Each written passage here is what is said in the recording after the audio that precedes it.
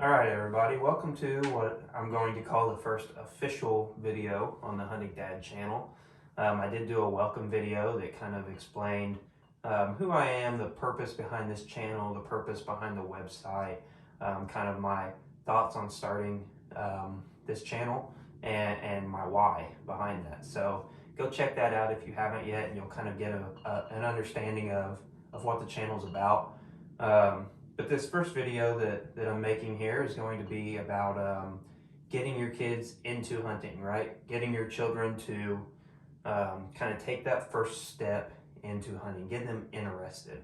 I think as parents, we kind of straddle a weird line sometimes where um, we want our kids to like what we like, but we don't want to force them, right? And so, that being said, it's kind of, and hunting's almost worse about it because there's some things involved like, death, meat processing, cold temperatures, being quiet, right? Patience. There's all these things that are hard for kids, and we don't know if we want them to deal with that stuff yet or if we don't.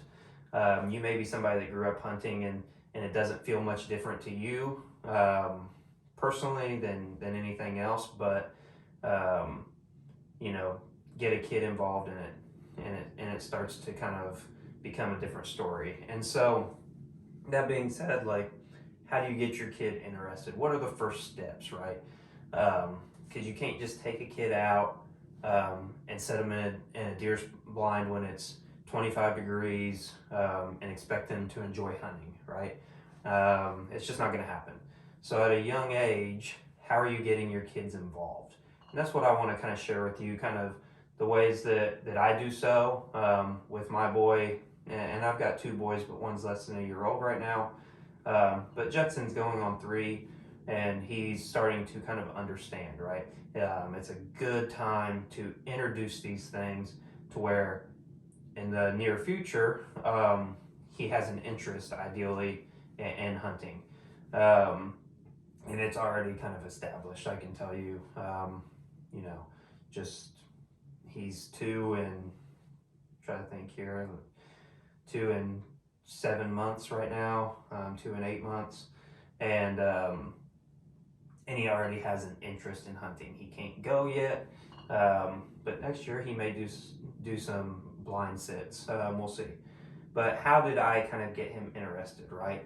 And kind of moving forward, how am I going to try to keep him interested until he can actually harvest an animal? Because it's hard. There's no success in it at a young age, other than watching your dad or your mom or uncle or grandpa have success, brothers, right, sisters, but you don't get the success because you can't carry a firearm when you're 3 years old. It's just it's a weird thing to try to get them interested in if they can't be successful necessarily themselves. So what do I do? How do I spark interest? Showing, right? Talking. That's the easy one. Whenever I harvest animals, whenever I kill a buck, I bring it to the house. Judson sees it. Judson watches me process it. We have conversations. When we eat the deer burger or sausage or deer steaks, when we're eating venison, we're talking about it. And that's kind of the first way to get a child interested in what's going on. Once they kind of understand that concept that, hey, we killed this deer or this turkey or this squirrel or this rabbit in order for us to eat. And this is the process, right? You go out, you hunt, you process the meat, you store the meat maybe, you eat the meat. They see that linear process, right? And that's big in just sparking interest. They'll ask questions that you can answer. And that's the easy first step. Just talk about it, okay? And then things that you can do that we're starting to get into is have them role play, right? And at a young age, at 2.5, Jet cannot go set in the stand. Now, we've been squirrel hunting. That's different. You can be a little bit more noisy. There's more forgiveness with that aspect. The temperatures are warmer. And so he's been on these squirrel hunts, and that's a different story, and it sparks interest that way, right? Ideally, if you do it right. If you're not rushing into it, if you're not getting mad because he crunched some leaves or talked too loud, right? You can't do that. There's a lot of forgiveness in squirrel hunting. You're going to kill squirrels most likely. Um, and so getting them into small game hunts like that is huge. But what you can do around the house, if you're in the middle of winter or deer season right now, it's December. We're not going to go squirrel hunt. And so what we kind of do around the house at this age, so that I don't have to wait a whole year in order to get him started again, is we'll play hunt, right?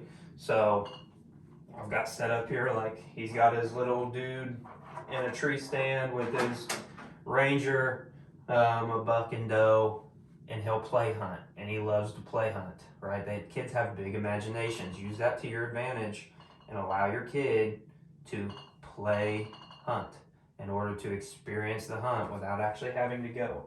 I'm gonna move these, they're clinging on me. So we'll do little simulated hunts like this. He's got toy shotguns, right? And a kid, and he's got his Davy Crockett hat. A kid has a big imagination. They want to do what dad does. If dad's out killing deer, if mom's out killing deer, they want to do that. They're not able, but in order to keep them interested, you simulate a hunt where they're successful, right? And we hunt, you'll hunt anything, We may hunt this antler here, we may hunt this European mount here, and it doesn't even have to be animals. We may hunt the lamp in the living room, right? Just simulate a hunt to where they are successful in simulation goes a long way. And you don't have to have stuff like this. This is nice because it's realistic in a sense, but we go out to take care of the dogs at the barn, and Jed will pick up a stick, and that's his gun, right? And he's hunting the bird in the tree. He's hunting the dogs, but with a stick. You don't have to have anything fancy. Kids will use their imagination, and you need to use that as well to your advantage to keep them interested. Some tips and tricks, kind of tools of the trade that I've learned along the way from my dad too. Watch hunting shows, Kids want to be in front of a TV. It's just natural for us. Every now and then put a hunting show on. Let them see that. And they may get bored after 5 minutes, but they'll be interested for a little bit most likely. We used to take magazines. My dad, kind of a trick, I've got some down here, but if we got the Indiana Game and Fish for the month, he would open it up, and if there's a buck on there, there's a buck on page 3, and we're looking at it, he'd ask me, where would you shoot that buck? Would you shoot that buck? Yeah, of course. You're 3 years old. Yeah. And then, okay, where at? And I learned that way on where to put shot placement, right? Point to where you would shoot that deer.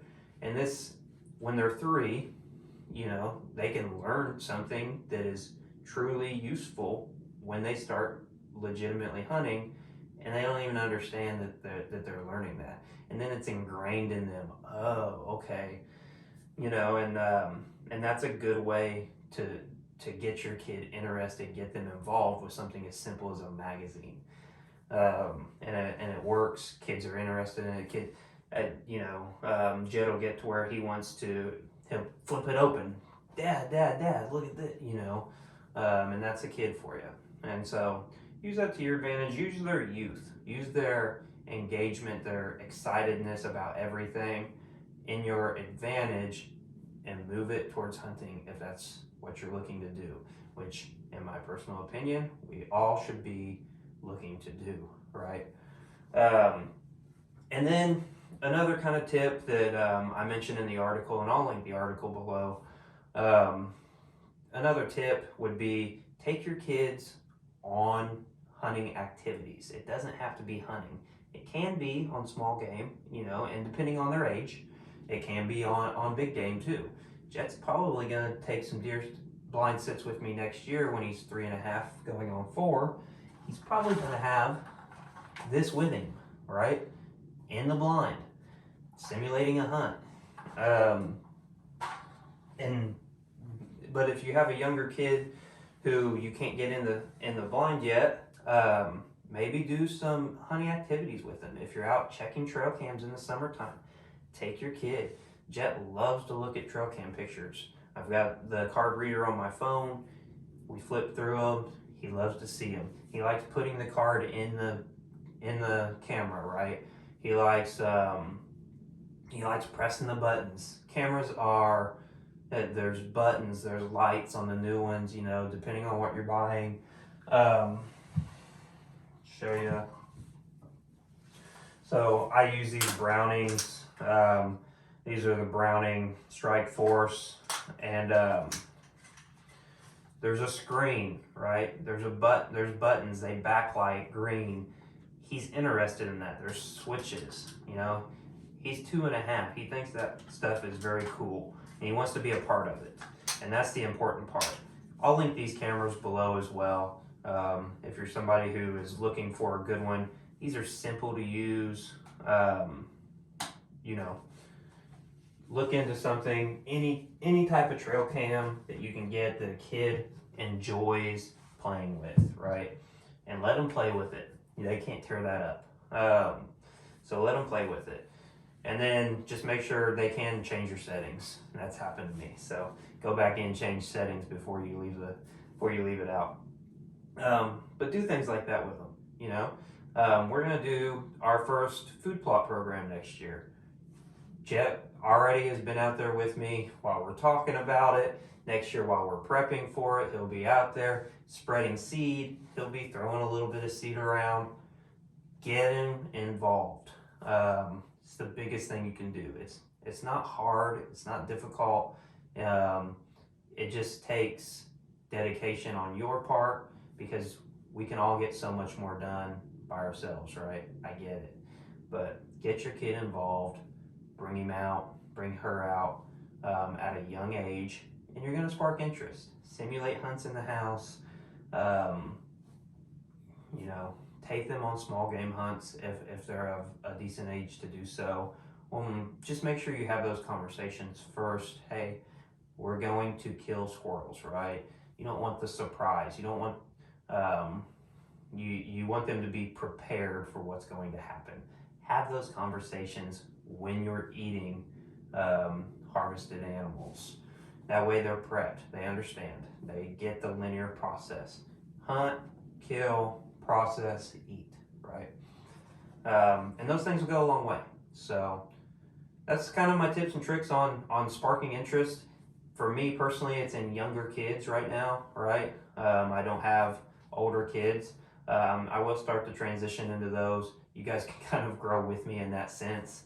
I've got some tips and tricks just from what I grew up with, right? My dad was very good about getting me interested, getting me out, teaching me. It's, you know, an amazing bonding experience that we still share. And you can have that with your children as well.